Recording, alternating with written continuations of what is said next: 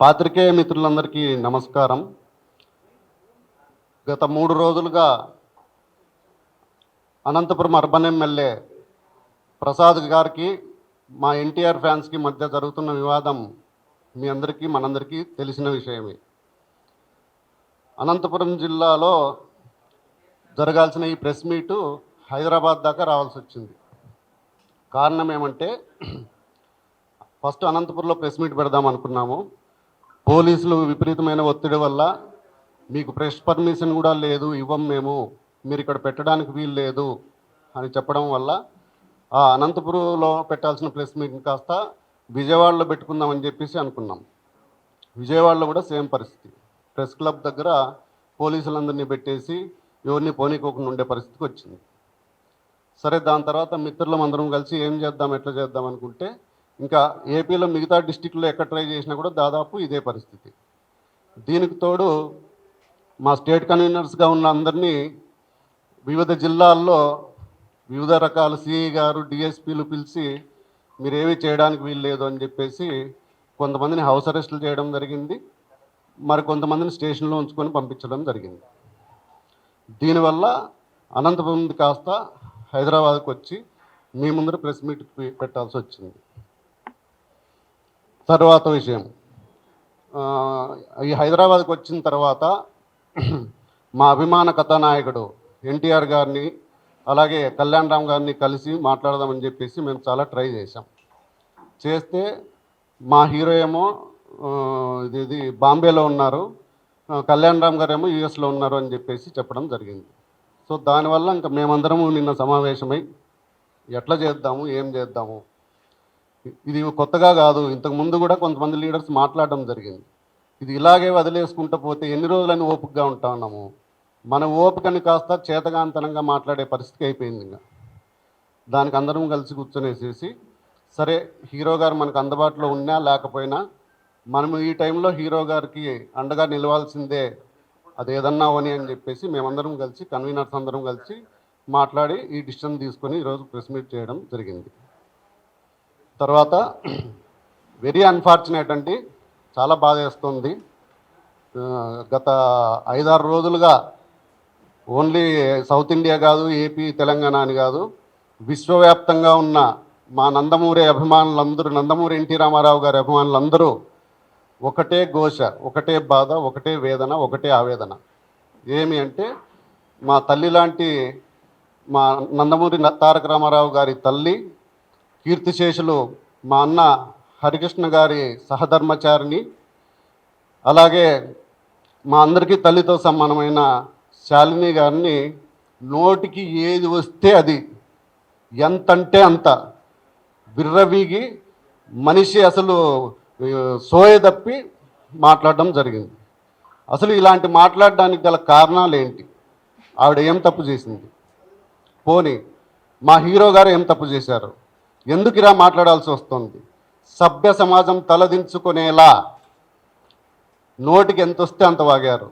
ఇక్కడ మేము మాట్లాడుతుండేది కేవలం మా ఎన్టీఆర్ గారి తల్లిని మాట్లాడినారనే కాదు, ఏ స్త్రీమూర్తిని అలా మాట్లాడకూడదు, మాట్లాడడం తప్పు. అది ఎవరు మాట్లాడినా, ఏ పార్టీ వాళ్ళు మాట్లాడినా, ఏ అభిమాన సంఘాల వాళ్ళు మాట్లాడినా, ఎవరు మాట్లాడినా ఇది తప్పు. ఇందులో ఎక్కడ దీనికి వేరే ఇది లేదు. ఇలాంటివి సంస్కృతి మనకు ఉండకూడదు.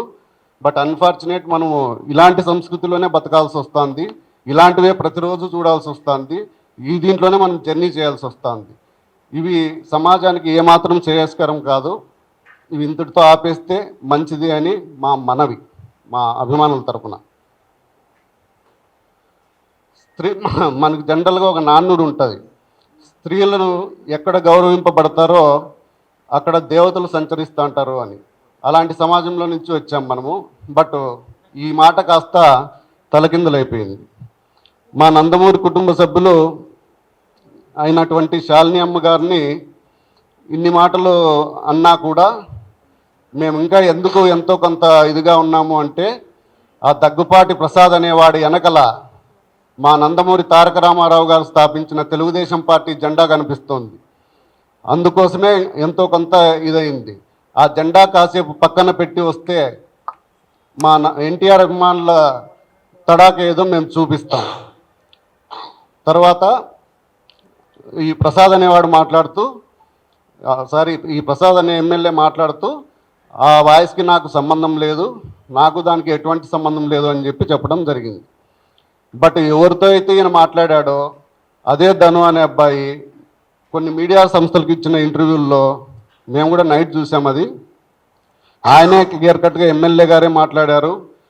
మాట్లాడుతూ పైగా నాకు నా కుటుంబానికి థ్రెటనింగ్ కాల్స్ వస్తున్నాయి, మళ్ళా వచ్చేసి ఇది ఫేక్ అని చెప్పేసి నువ్వు ప్రెస్ మీట్ పెట్టి చెప్పు అని చెప్పేసి వాళ్ళ భార్యకి, వాళ్ళ అన్నలకి, వాళ్ళందరికీ ఫోన్ కాల్స్ వస్తున్నాయి, నాకు ప్రాణహాని ఉంది అని చెప్పేసి చెప్పడం జరిగింది. దాని తర్వాత ఇంతకుముందు కూడా ఒకానొక సందర్భంలో మా నందమూరి తారక రామారావు గారు నా కట్టె కాలేంత వరకు నేను తెలుగుదేశం పార్టీలోనే ఉంటాను, తెలుగుదేశం పార్టీతోనే ఉంటాను, పార్టీకి ఎప్పుడు ఏ అవసరం వచ్చినా కూడా నేను రెడీగా ఉంటాను అని చెప్పి చెప్పడం జరిగింది. ఇదే కోవలో మేమందరం కూడా ఇటు ఫ్యాన్స్ కానీ అటు పార్టీని కానీ బ్యాలెన్స్ చేసుకుంటూ వస్తున్నాం. ఇది ఇప్పుడు కాదు, కొంతమంది నాయకుల పనితీరు వల్ల ఫ్యాన్స్కిను పార్టీకి గ్యాప్ వచ్చే ప్రమాదం ఉంది. సరే, ఇంతకుముందు కొంతమంది మాట్లాడినా మేమందరం మాట్లాడుకొని ఎందుకులే సరేలే మళ్ళీ మరొక ఇష్యూ అవుతుంది ఎందుకులే అని చెప్పేసి మేము దాన్ని చేయడం జరిగింది. కానీ ఎప్పుడైతే మా తల్లిగారు సమానులైన శాలిని గారిని అన్నారో అప్పుడు మేము ఊరికే ఉండడం ఇది కాదు అని చెప్పేసి దీని మీద ఇంకా ఎవరూ మళ్ళీ ఇలా మాట్లాడకూడదని చెప్పేసి కోరుతున్నాం. తర్వాత ఒకానొక సందర్భంలో ఎన్టీఆర్ గారు అలా చెప్పారు. ఇంకా మా విషయానికి వస్తే నేను గత 20 సంవత్సరాలుగా ఒకవైపు తెలుగుదేశం పార్టీను, ఒకవైపు ఎన్టీఆర్ ఫ్యాన్స్ రెండిట్లోనూ యాక్టివ్గా ఉంటూ వస్తున్నాను.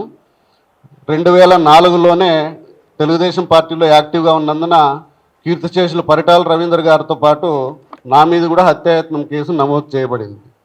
దాని తర్వాత మొన్న 2019 నుంచి 2024లో కూడా నా మీద మా నాన్నగారి మీద కేసులు బనాయించడం జరిగింది. ఇప్పుడు మా నాన్నగారి వయసు 72 సంవత్సరాలు. ఇప్పుడు కూడా మా నాన్నగారి మీద, మా కో బ్రదర్ మీద ఒక అటెంప్ట్ మర్డర్ కేసు పెట్టి ఇప్పుడు కూడా కోర్టుల చుట్టూరా తిరుగుతున్నారు. జై జై ఎన్టీఆర్. నా పేరు సుధీర్ రాజు.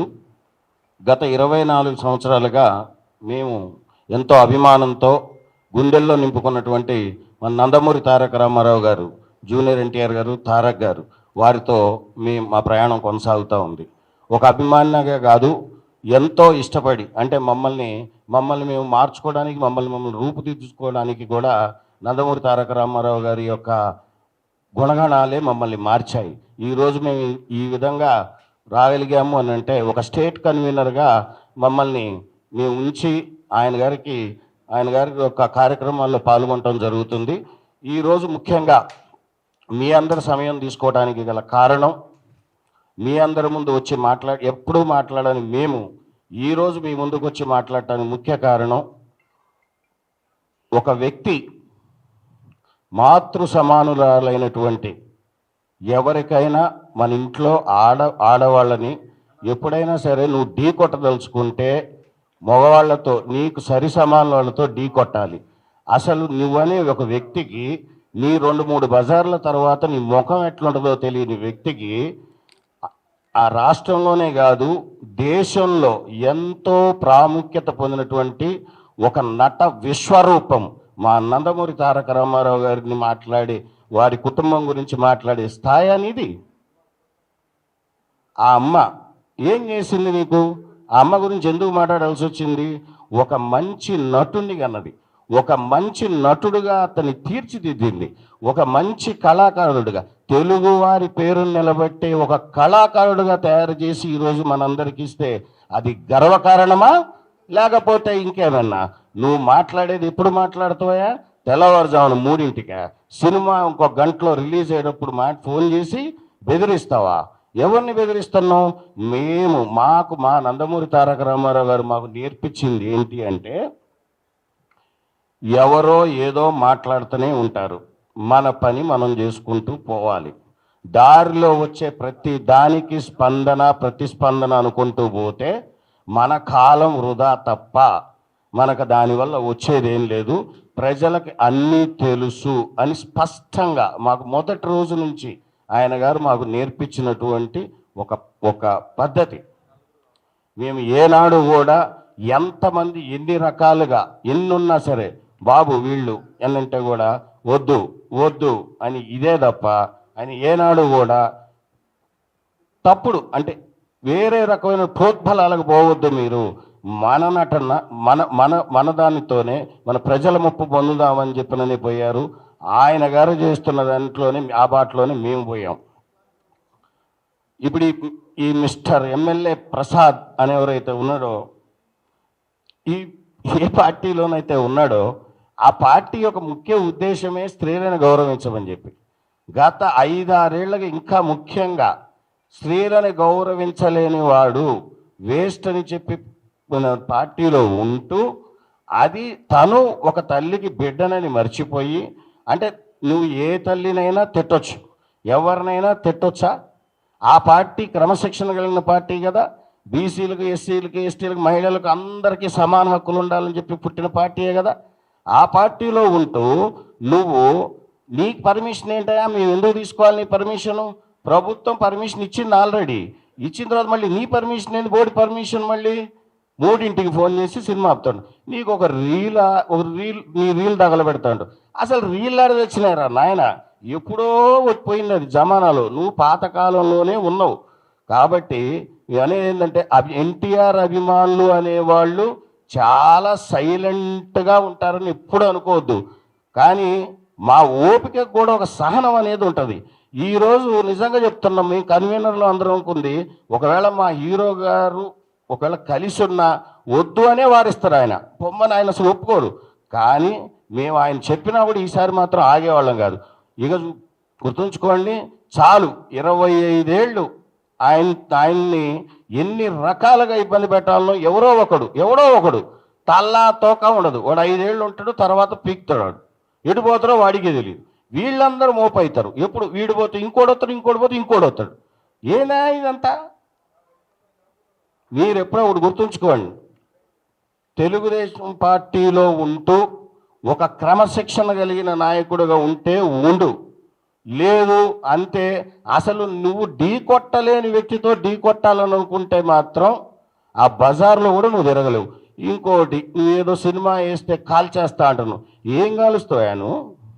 నీ ఊర్లోనే కాదు, నీ ఊరు చుట్టుపక్కల ఉన్న అన్ని థియేటర్లలో ఈసారి ఎన్టీఆర్ గారి సినిమా పడుతుంది. వాపు చూద్దాం. ఆయన మీ ప్రభుత్వం పర్మిషన్ ఇస్తే నీ బోర్డు పెత్తనం ఏది? మళ్ళీ మధ్యలో నీ పర్మిషన్ ఎందుకు తీసుకోవాలా? ఎవరి కోసం తీసుకోవాలా? మరి ప్రభుత్వానికే చెప్పాల్సి ఉండే, నా ఊర్లో కుదరదు ఎన్టీఆర్ గారి సినిమా వేయొద్దని చెప్పి నువ్వు ప్రభుత్వానికి చెప్పుకోవాల్సి ఉండే. నువ్వెందుకు అభిమాన సంఘాలకు ఫోన్ చేసి బెదిరిస్తున్నావు? This is not right. ఒక పొలిటీషియన్ అనేవాడు యాంటీ సోషల్ ఎలిమెంట్స్ని తయారు చేయకూడదు, సోషల్ యాక్టివిటీస్ తయారు చేయాలి. అంటే సమాజానికి ఉపయోగపడే చెప్పు నువ్వు ఏదైనా ఉంటే. అంతేగాని పాలిటిక్స్ని సినిమా రంగాన్ని ఎట్లా కలుపుతావు? 25 ఏళ్ళు చలనచిత్ర రంగంలో మా హీరో గారు ఎన్నో ఆటుపోట్లు ఎదుర్కొని ఆ స్థాయికి వచ్చారు. కాబట్టి ఆయన గారు ఆ రోజు వార్ 2 ఆ ఫంక్షన్లో ఏం మాట్లాడారు అసలు నువ్వు విన్నావా? అసలు పూర్తిగా అది పూర్తిగా జ్ఞానంతో వినాల. ఆయన ఎన్ని ఒడిదొడుగులు ఎదుర్కొని వచ్చాడన్నది చెప్పాడు తప్ప వేరే ఎవరిని ఉద్దేశించి ఆయన మాట్లాడలేదు. మీరు దాన్ని వక్రీకరణ భాషలో ఇదేదో దీంతో ఒక దెబ్బతో ఇండియాలో ఫేమస్ అయిపోదాం అని, స్వామి అది కుదరదబ్బా. అది ఎన్టీఆర్ అనే వ్యక్తి పలు భాషల్లో, పలు రాష్ట్రాల్లో, పలు దేశాల్లో చాలా ప్రముఖమైన వ్యక్తి. ఎవరైతే ఎమ్మెల్యే ఉన్నాడో ఆయన గారు ఏదో ముందు మాట్లాడేసి రాత్రిపూట తెల్లారుజామున అది జోష్లో మాట్లాడిండో ఎటు మాట్లాడిండో ఆ 3 కంటే అది మీరే అర్థం చేసుకోండి. నెక్స్ట్ డే ఏదో ఒక బెడ్రూమ్లో కూర్చొని ఒక సెల్ఫీ వీడియో తీసేసి పెట్టేసి నా పని అయిపోయిందని చేతులు దులుపుకుంటే కుదరదు. మీరు బహిర్గతంగా అందరు ప్రెస్ వాళ్ళని పిలిచి, ఎన్టీఆర్ అభిమానులను పిలిచి, అక్కడ బాధ్యుల్ని పిలిచి, మీరు ఎవరికైతే ఫోన్ చేసి బెదిరించారో ఆయన్ని పక్కన కూర్చోబెట్టుకొని మీరు క్షమాపణ చెప్పండి. ఇక ఇంతే, ఎన్టీఆర్ ఫ్యాన్స్ని ఏమన్నా వాళ్ళు సైలెంట్గా ఉంటారు అంటే ఇక అయిపోయింది. 25 ఏళ్ళు అయిపోయింది. ఇక ఆగేది లేదు. What NTR fans can do అన్నది ఇక నుంచి మీకు ఇక చూస్తారు. గతం చరిత్ర, ఇప్పుడు జరగబోయేది చూడండి. కాలం ఎప్పుడు ఒకేలాగా ఉండదు మిస్టర్ ప్రసాద్. మీరు క్షమాపణ అనేది 2-3 రోజుల్లోనే తెలియపరచకపోతే మేమైతే అభిమానులు మేము ఆపాలనుకునే వాళ్ళు ఎంత ట్రై చేస్తున్నా చాలామంది ఆగలేని పరిస్థితుల్లో ఉన్నారు, తట్టుకోలేవు. నువ్వు కొంచెం జాగ్రత్త. నువ్వు అతన్ని ఇమీడియట్గా మా అభిమాని ఎవరినైతే బెదిరించావో, అతనికి ఏదైతే ప్రాణహాని ఉంది, ఏదో అతన్ని ఏదో చేస్తా అని బెదిరిస్తున్నావో ఒక్కసారి టచ్ చేసి చూడబ్బా. థియేటర్లో కాల్ చేస్తా అన్నావు, అసలు నీకు దగ్గర ఎన్ని ఉంటాయబ్బా? థియేటర్లో ఎంతమంది ఉంటారబ్బా? నువ్వు ఎవరి మీద పోగలుగుతావబ్బా? ఒక థియేటర్లో ఎన్ని సీట్లు ఉంటాయి తెలుసా నీకు? అసలు ఒకటండి, జరిగిన దానికి క్షమాపణ చెప్తూ అతని యొక్క వంకర బుద్ధికి, అతనికి సంస్కారం లేదు, తల్లిదండ్రుల పట్ల గౌరవం లేదు. నాకు తెలిసి వాళ్ళ ఇంట్లో వాళ్ళు కూడా తిట్టుంటారు ఇది జరిగిన తర్వాత.